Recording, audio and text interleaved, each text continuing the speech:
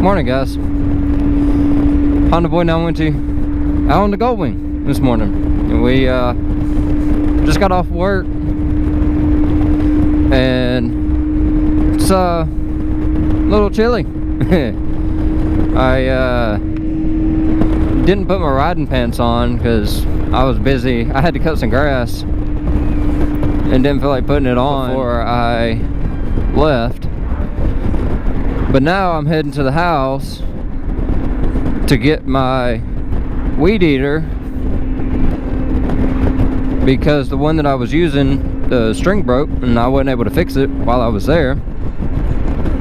So I gotta head to the house, get mine, come back, finish the job,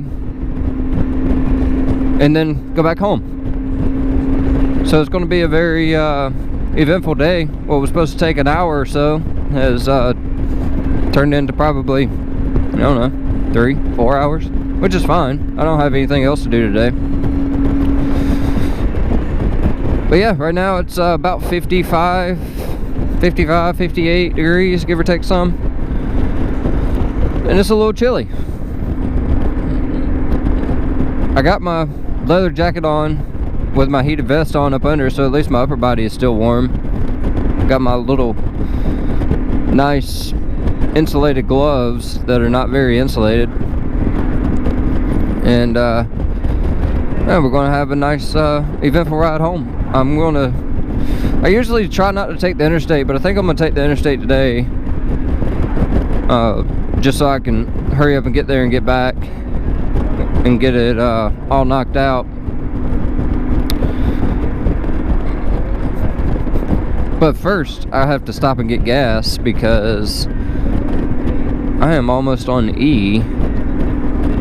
But yesterday, I worked my my shift, and it wasn't bad. We had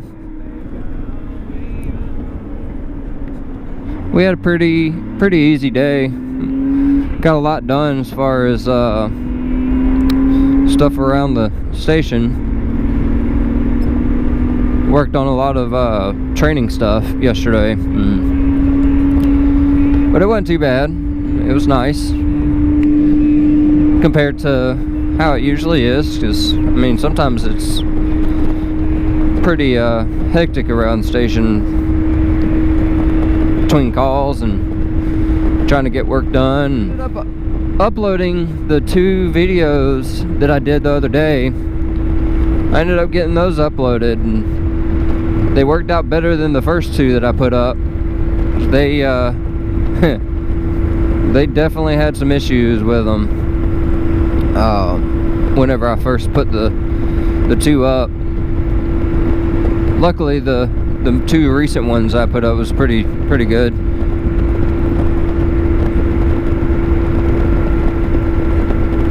Which, I mean, on this bike, there's really not a whole lot that I can do on it other than just ride. It's not a very fast bike. I mean, it'll do triple digits, but it's not very fast. It doesn't do wheelies. It's not a very sporty bike, but it's a comfortable bike. I mean, you're able to go out and do long distance rides on it and be comfortable. I mean, I miss my sport bikes, but I also don't miss the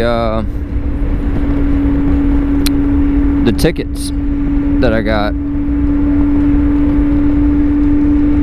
when I had them. I did have a lot of tickets, which is funny because I never really got a super speeder. In Georgia, we have what's called a super speeder. If you're going, I believe it's 15 or 20 miles over the speed limit, they give you a ticket plus an extra ticket from the state for doing it, which kind of sucks and it's pretty expensive, but which I think a lot of states do that as well. But I never got a super speeder on a sport bike, but I did get a super speeder on this bike. I was actually doing 90 and a 70 on the interstate early in the morning, going back home, and the cop pulled me over, rightfully, and gave me a ticket, and he clocked me at 90 in a 70, and I was on the interstate, you know, just cruising,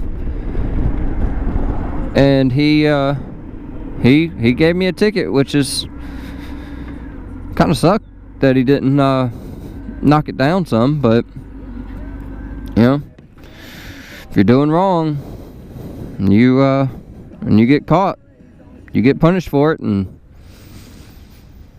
that's kind of how it works.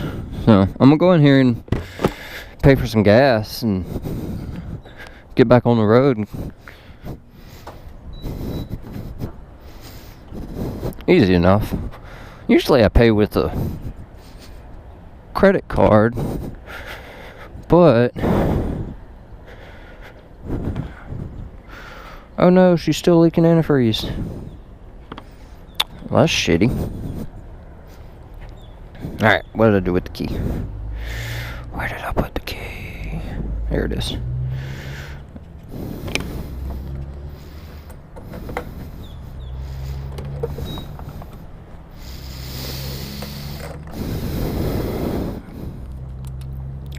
I was going to put the bike up on the hush. I was going to put the bike up on the stand this morning and take it back apart and figure out where it's leaking from, because I've already fixed it one time, and I guess now she decided she wanted to leak again.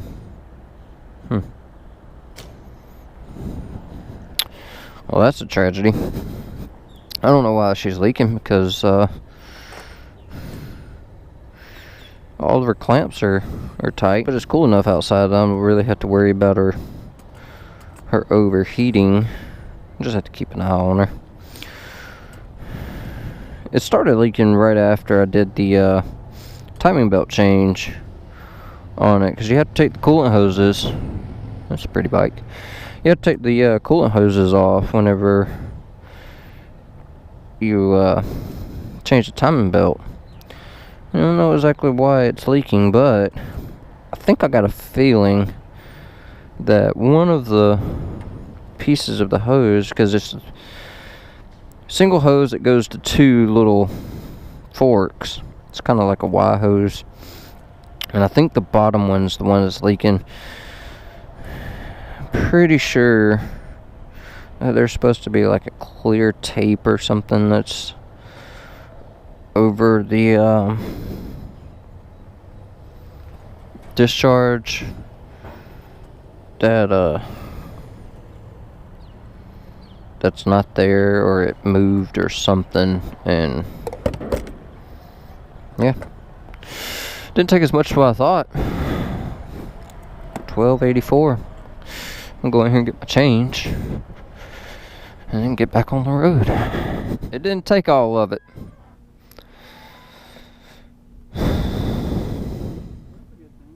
Yeah, usually it takes $20 to fill her up, but I guess she's full this morning. I'm trying to wake her up. Thank you, dear. You too. Thank you. Alright.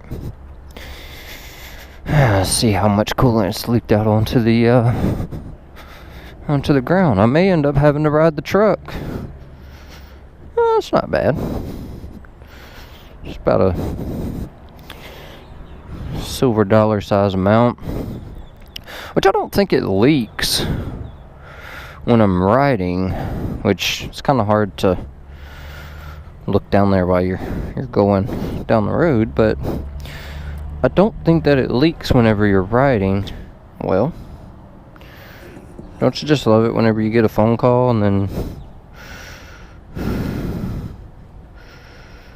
try to call them back? Hey buddy. Hey, you know what? You gave me a rinky-dinky old weed beater and told me to go and do it, and I started it and it decided it wanted to die. So do I need to bring my truck? Hell yeah. I live the life. Hey, I live life on the edge, okay? Why, you need me to drive it? 5 years later. There you go. I see you. Okay, change of plans. I was going to ride my bike back and be able to finish working, but change of plans. I gotta drive my truck, so I'm not going to be able to record any of the adventures of me cutting grass. Which I cut grass on the side sometimes. I mean, my partner at work, he has his own lawn care business, and he ends up being busy today, so he needed somebody to help him, which I have nothing else to do today, so I figured I'd go and make a little extra cash. But anyway, I gotta go to the house. I'm gonna park the bike, let it cool off, and then whenever I get back from doing my grass cutting adventures, I'm going to go and put it up on the lift and take it apart and see what's wrong with it. I need to cut my grass, but it rained about a week ago, and the way my yard is set, it doesn't really drain very well, so it just holds water, and if we get a lot of rain, it gets real soggy. The water table here is pretty high because I'm live on the coast, and I live right next to the marsh. It's pretty soggy in my yard, and I don't particularly like cutting the grass a couple weeks before or after a rain, and it's supposed to rain tomorrow too, so I may not end up cutting the grass today at my house. I may end up waiting until a couple weeks, let it grow up some more, try to let it dry out, because it's cool, so it doesn't really dry out very fast. What are you doing, guy? I bet you he's turning left. Haha, I knew it. Motor City.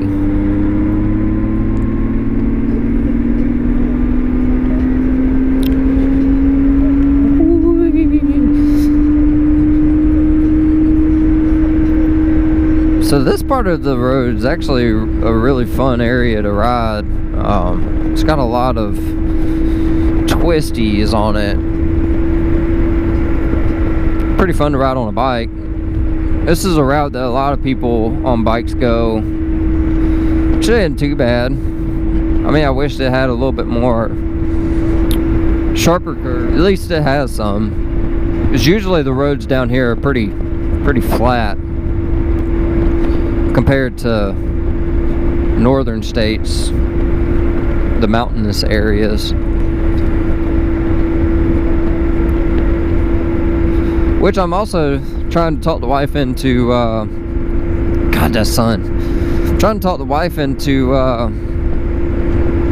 taking the bike to Missouri. We got some family up there that we're going to go visit in December, and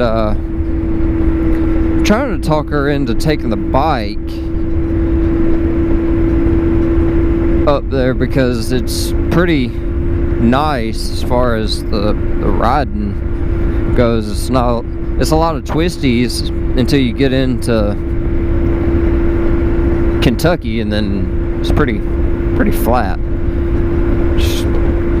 But going through Tennessee and northern part of Kentucky going into Missouri is a pretty decent ride. But then again, it's also going to be December, and I was looking at the weather that they've had up there for the past couple weeks.